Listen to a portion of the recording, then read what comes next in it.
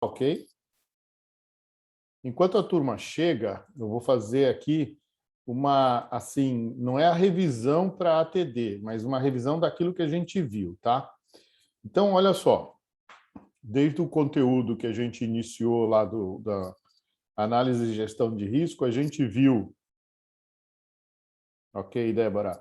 A gente viu diferenças entre administração, gerenciamento e gestão, entre gerenciamento e gestão de risco, entre avaliação e análise de risco, entre perigo e risco.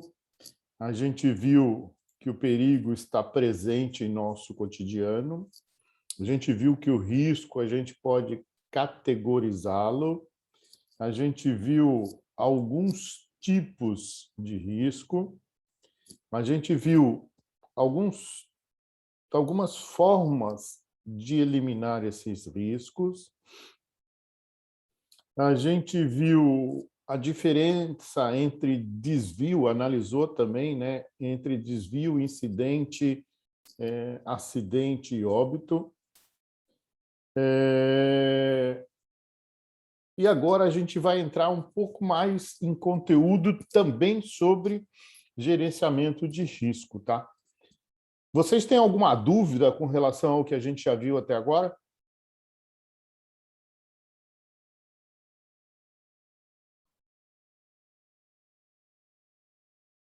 Não, professor. Quem cala consente? Não, né? Então, a gente vai entrar hoje num conteúdo, assim, não é mais avançado, tá? Mas que a gente vai classificar esse risco. A gente já viu o que é o risco, né?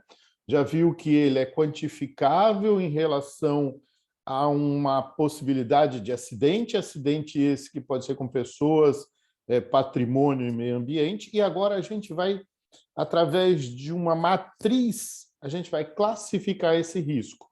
Até porque as empresas usam muito isso, tá? Então, a gente foi progredindo com relação ao conhecimento sobre a gestão do risco, só que nesse aqui a gente vai dar um passo chamado gerenciamento do risco, ou seja, como a empresa faz esse gerenciamento dentro dos seus diversos departamentos, ok? Então, nós já estamos em 2, 4, 6, 7, faltam 4 alunos, e eu vou dividir agora com vocês o nosso material, tá? Estão vendo o material? Débora, você é a primeira que aparece aqui para mim. Você está vendo o material?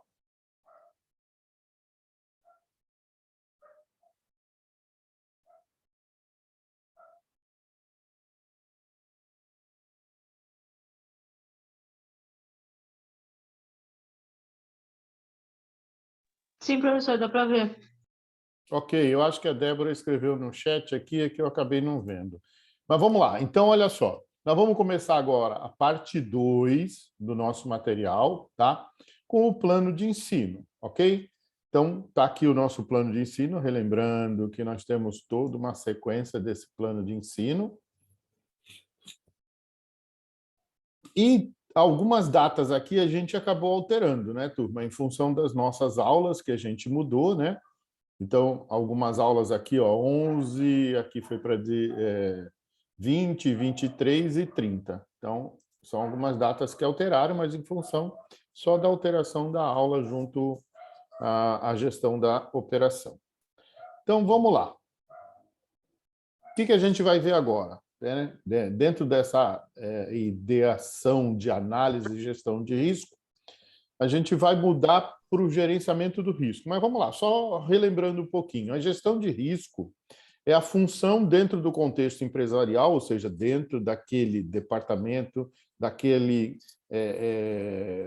específico, né, daquela área específica de atuação, que visa a proteção dos recursos humanos, materiais e financeiros da empresa, quer pela eliminação, redução ou financiamento dos riscos, conforme seja economicamente mais viável. Então, o que a gente vai ver hoje da matriz de gerenciamento de risco é para saber posicionar se a empresa ou a gente vai ou não atacar aquele risco, sabendo da possibilidade de ser economicamente viável ou não. A gente já viu lá atrás que eliminar todos os riscos faz com que a empresa se torne inviável financeiramente, até porque a condição de risco ela é inerente ao nosso dia a dia, tá? Então, hoje, a gente, quando conhecer essa matriz, a gente vai ter essa condição de atacar ou não o risco. A palavra de ordem hoje é otimização de recursos, com o objetivo de reduzir as chances do risco vir a se concretizar, evitando desta forma a perda financeira de forma direta ou indireta. Então, o risco sendo inerente à nossa atividade, a gente vai saber, através da categorização dele, se eu ataco ou não ataco o risco, se eu convivo ou não convivo com esse risco. Essa ideia de análise de gestão de risco teve o seu início nos Estados Unidos, né? Por incrível que pareça, quase que todas as situações hoje de administração de empresa apareceram lá, né? Após a Segunda Grande Guerra Mundial. As empresas queriam gastar menos com prêmios de seguro e aumentar a proteção das empresas. Então, tudo que a gente pensa hoje, né, todas as soluções que a gente pensa hoje, vieram de uma forma muito simples de pensar, que era reduzir custos, ok? Então, antes da Segunda Grande Guerra, principalmente para os Estados Unidos, todos os prêmios de seguros, ou seja, aquilo que você pagava para o seguro, eram altíssimos.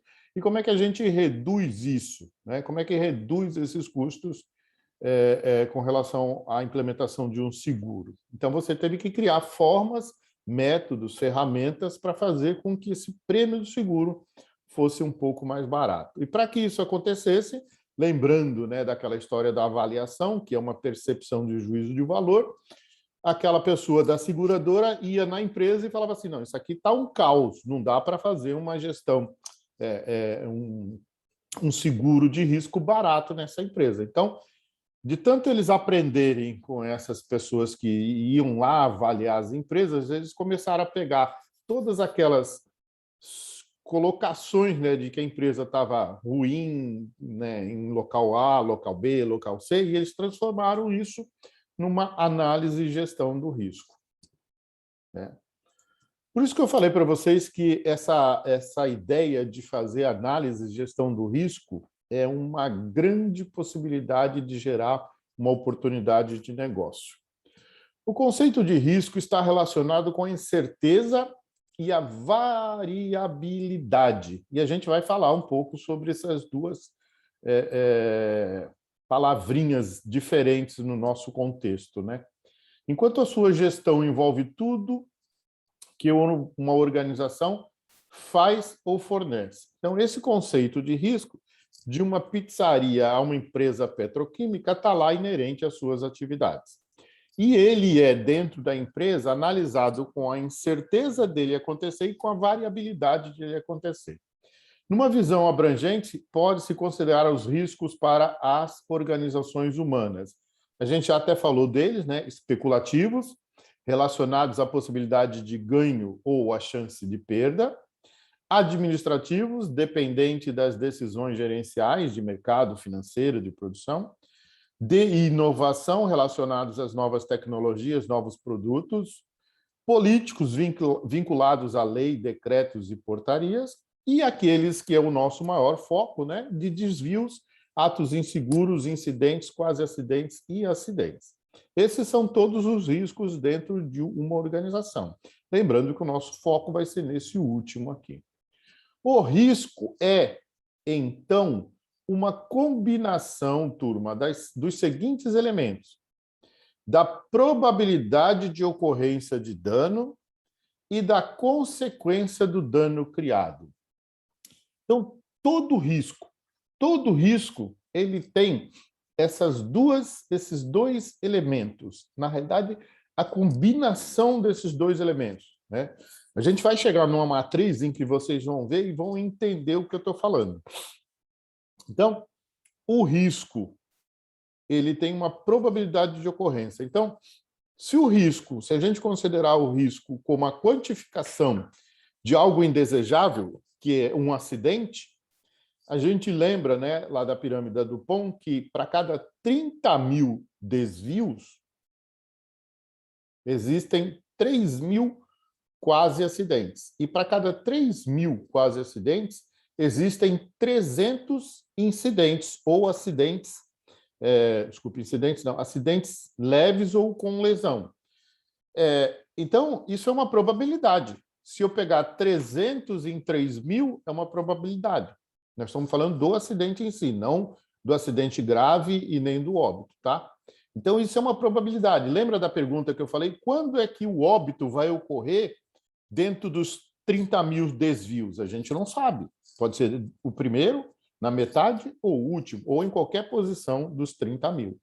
Então, é mais ou menos isso aqui que ele quer dizer. Existe essa probabilidade. E depois, se ele efetivamente ocorrer, qual é a consequência? Se tem essa probabilidade, ele vai ocorrer, qual é a consequência do dano? E a gente vai ver isso aqui.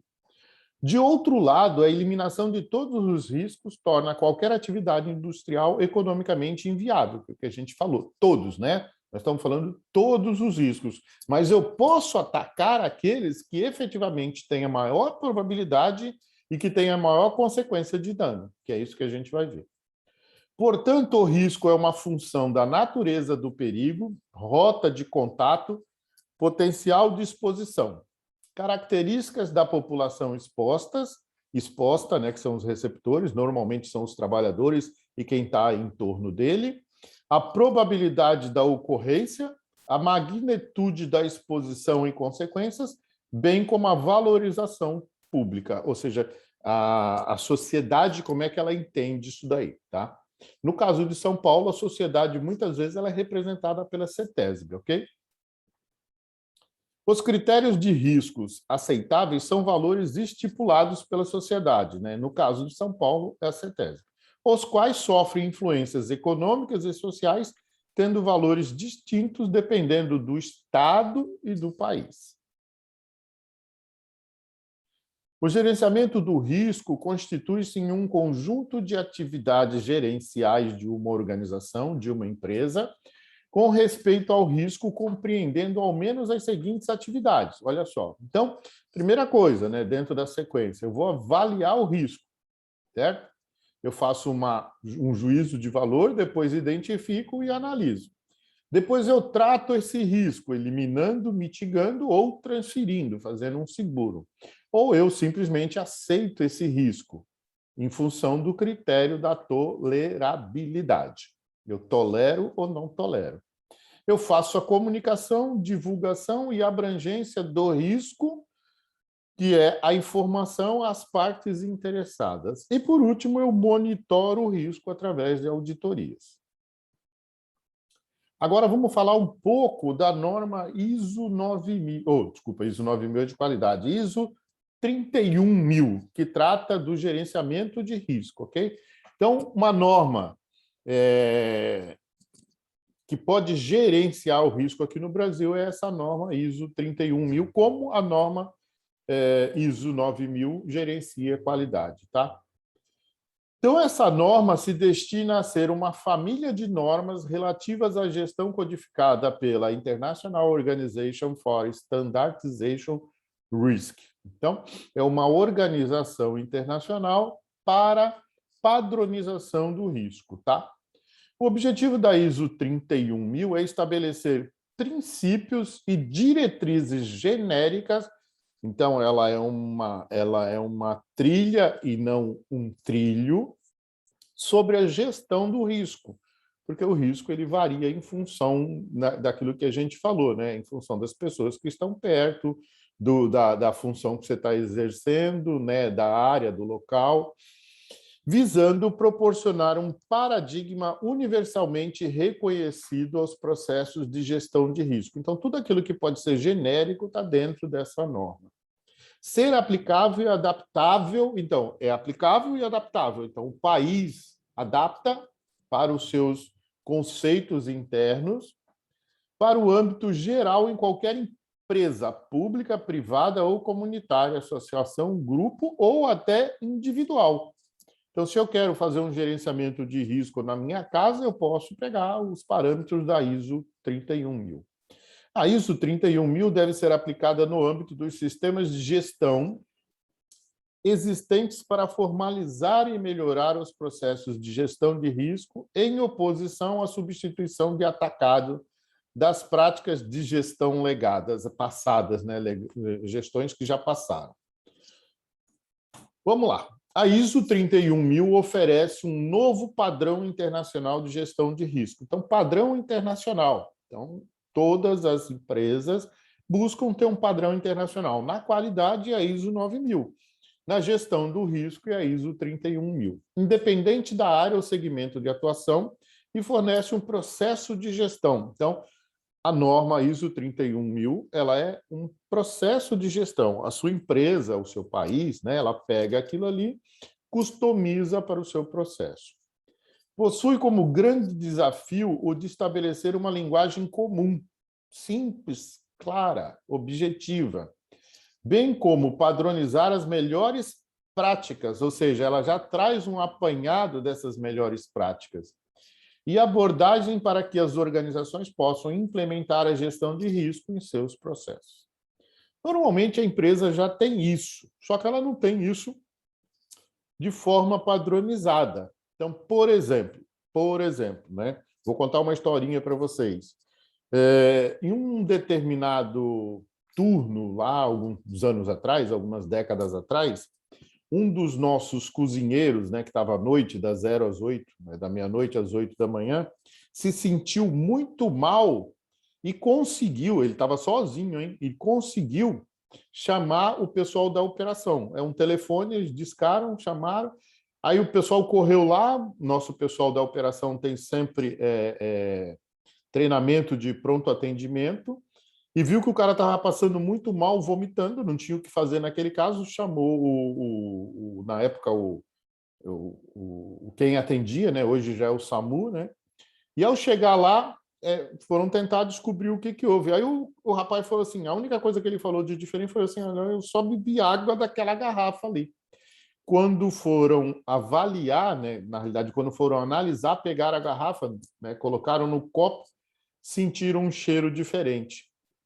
Era a água sanitária que estava dentro da garrafa de água. E como é que eu faço isso? Como é que eu respeito um processo se alguém daquele processo, né, daquela cozinha, colocou água sanitária dentro de uma garrafa de água? Então, isso são coisas bem simples e a gente acha que não acontece e a gente vai falar foi dentro do sistema Petrobras, dentro de um terminal do sistema Petrobras.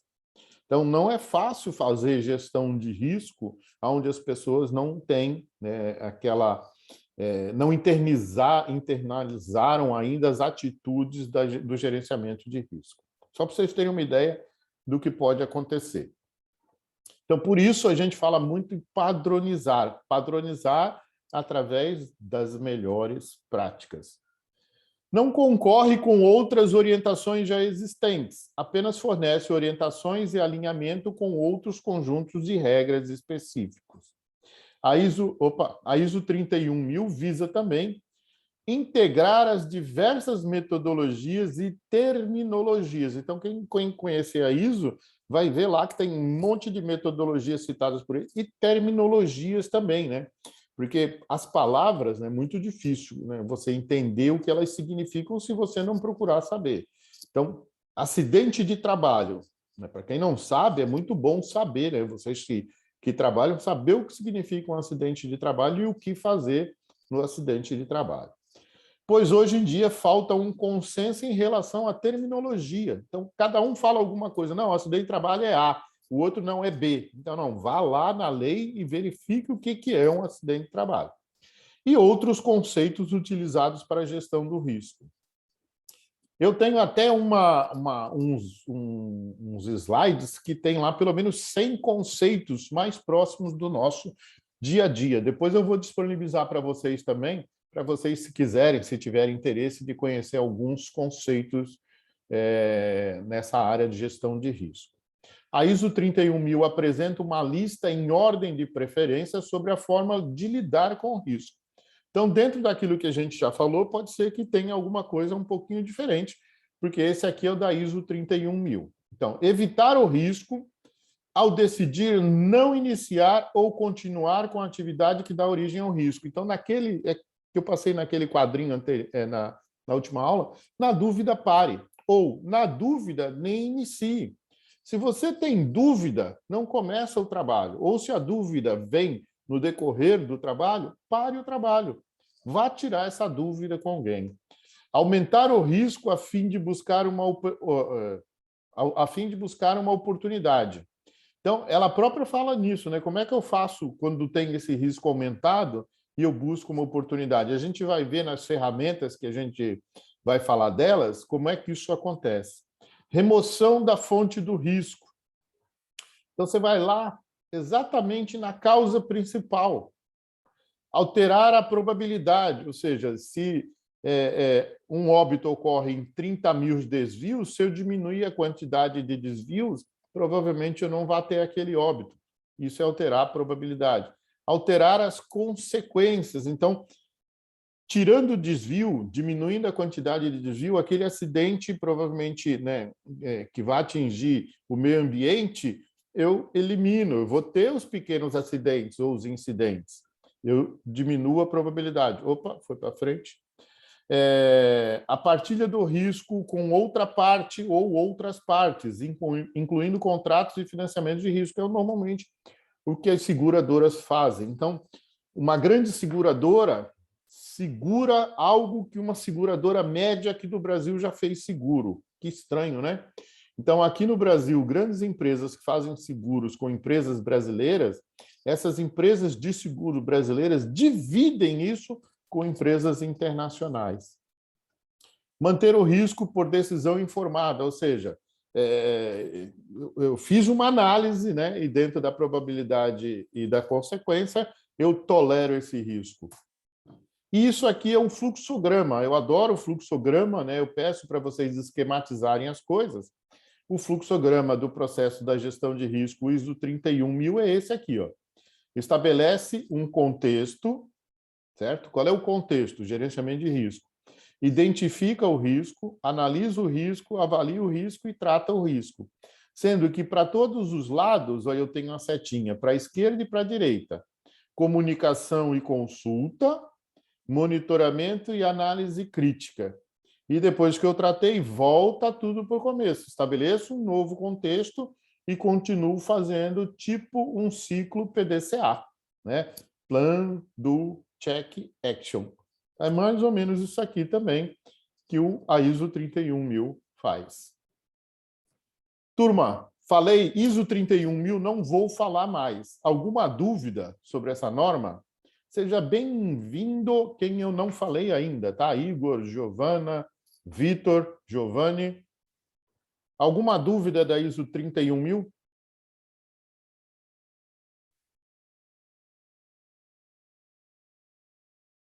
Não, professor. Ok, muito bem, sem dúvidas. Vamos lá, vamos continuar então o nosso conteúdo. Vamos agora que a gente já viu que existe uma norma internacional que fala sobre gestão de risco, vamos agora então falar um pouquinho sobre a nossa frequência e a nossa severidade, tá? Então, probabilidade é a mesma coisa que frequência e severidade é a mesma coisa que consequência, tá? Avaliação da frequência de ocorrência dos cenários. Deverá ser feita uma avaliação quantitativa da frequência de ocorrências de cada evento indicador, cada desvio, cada incidente, cada acidente com lesão, cada acidente com lesão grave, cada óbito. Utilizando-se dados existentes, ou seja, o histórico, aquilo que já aconteceu, em referências bibliográficas, ou seja, em estudos ou bancos de dados internacionais, principalmente, né? Normalmente, todos os acidentes eles ficam em banco de dados internacionais. Para eventos iniciadores complexos que envolvam falhas de sistema, deverão ser construídas e avaliadas árvores de falha específicas para cada situação. Aqui ele já entrou numa ferramenta que a gente vai olhar, tá? Os acidentes, eles ocorrem através de várias possibilidades. E a gente vai estudar 4, né? Que a gente vai estudar o ORIF, AF, RASOP e APR. Nós vamos estudar 4 delas, tá? Existem outras tantas ferramentas, mas a gente não vai ter tempo de estudar todas. Ainda no âmbito deste elemento, deverão ser avaliadas as frequências de ocorrência dos diversos cenários de acidentes capazes de ocorrer após um dado evento iniciador. Turma, está claro o que é frequência aqui?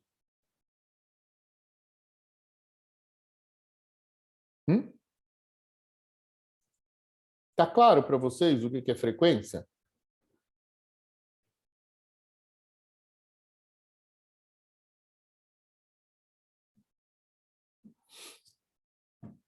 Hoje é segunda-feira, turma. Hoje vocês têm que estar com, né, a disposição completa. Vocês acabaram de vir do final de semana. Está claro ou não o que é frequência?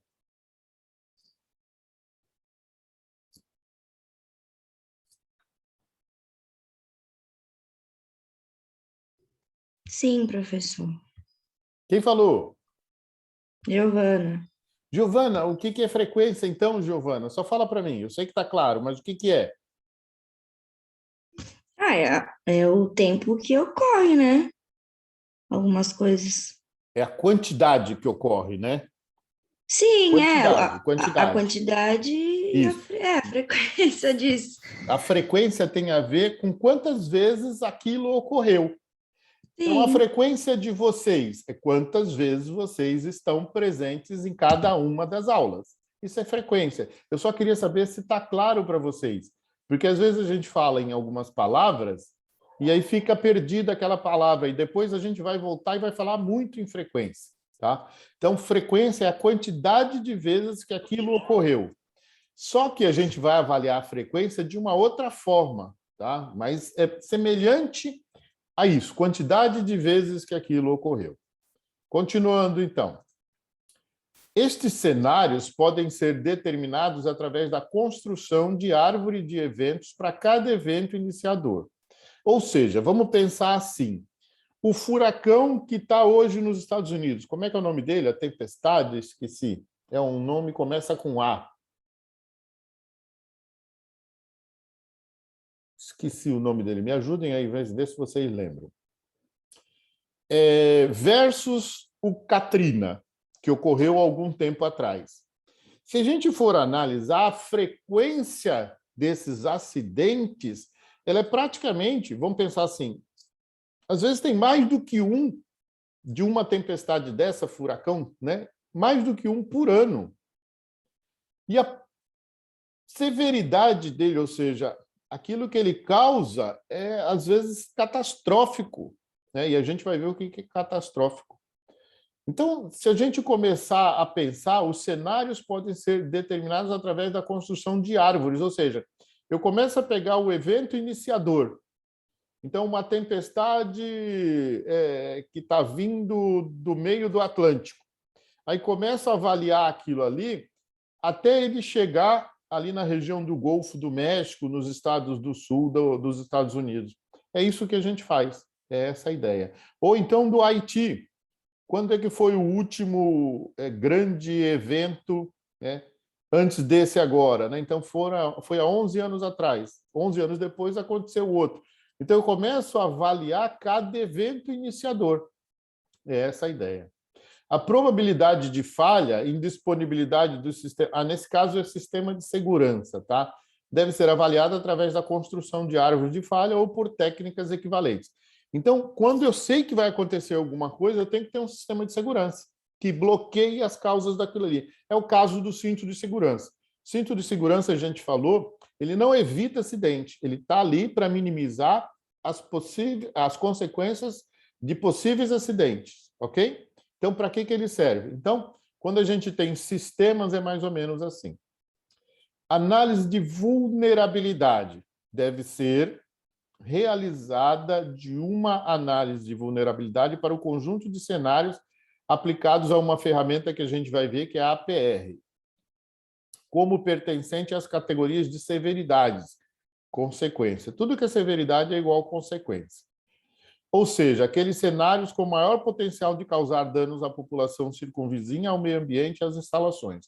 Então, a análise de vulnerabilidade é se ocorrer um acidente, como ocorreu aquele lá na Ultracargo, qual é a vulnerabilidade da área vizinha com relação ao acidente. Então, é isso que a gente quer dizer, tá? Então, deve ser avaliado em função de uma ferramenta chamada APR para você saber quais são as consequências circunvizinhas, né, da população, meio ambiente e as instalações. Avaliação do risco. Deve ser avaliado tanto o risco individual quanto o risco social. Então, o risco a um ou o risco a mais do que uma pessoa. Os riscos individuais e sociais obtidos na avaliação quantitativa deverão ser comparados ao critério de tolerabilidade de riscos adotado pela empresa. Identificação e medidas de redução de risco. Dependendo da análise corporativa dos resultados obtidos, com os valores dos critérios de tolerabilidade, isso quem faz é a empresa, o que eu tolero ou não tolero, deverão ser propostas medidas de redução dos riscos das instalações. E aí a gente vai entrar, quando a gente for fazer a análise de cada ferramenta, um pouquinho nisso. Quais são as ações? E a gente vai chegar até um pouquinho mais. Quanto custa cada ação dessa? Vocês vão gostar de fazer essas continhas, tá? Essas medidas poderão objetivar tanto a redução da frequência de ocorrência, como da mitigação das suas consequências. E, por último, reavaliação dos riscos. Depois que você implantou tudo, né? Analisou, estudou, fez o plano de ação, implantou, você reavalia, né? Reavaliação dos riscos, considerando se a implementação das medidas, com discussão sobre a eficiência ou não das medidas tomadas. E aí tem que ser feito em conjunto, né? Nunca é bom uma pessoa só fazer isso, porque senão fica sempre a visão dela versus a visão do todo. Deverá ser feita uma reavaliação dos riscos sociais e individuais, considerando-se a implementação das medidas de redução do risco proposto no item anterior. Os resultados do impacto de cada medida sobre os riscos da instalação deverão ser apresentados separadamente. Então, a ideia aqui é que cada medida tem um resultado. Então, eu não posso aplicar todas juntas, eu tenho que aplicar elas em separadas e analisar o resultado delas em separado. E para a implementação de um conjunto de medidas ou para todas as medidas simultaneamente. Os resultados obtidos deverão ser novamente comparados com os critérios de tolerabilidade da empresa. Caso os novos valores de risco não estejam plenamente dentro da região considerada perfeitamente tolerável, a reavaliação dos riscos deverá ser seguida em uma análise custo-benefício, para se avaliar a eficiência de cada medida de redução de risco em relação ao seu custo de implementação. Sempre que uma empresa, turma, começa a trabalhar, principalmente no estado de São Paulo, ela tem que ter uma liberação da CETESB quanto aos riscos e do bombeiro quanto a incêndio. Então, muitas vezes, as empresas só conseguem operar se elas atenderem todas as recomendações de risco da CETESB e de risco do bombeiro. Mas acontece que, após o início da operação, outros riscos podem surgir.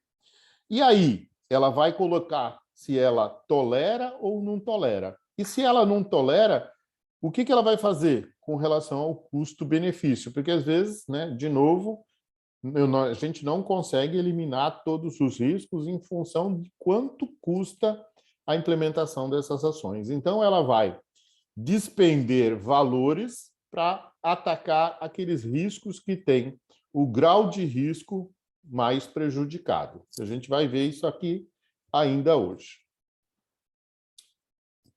Uma coisa que internacionalmente é pedido e que a gente não falou ali na ISO 31000 é essa história de ALARA, né? Que é a implementação ou não de cada medida deverá ser decidida tomando-se como base os resultados dessa análise custo-benefício. Então, ALARA é as low as reasonable achievable. Então, tão baixo quanto razoavelmente possível, tá?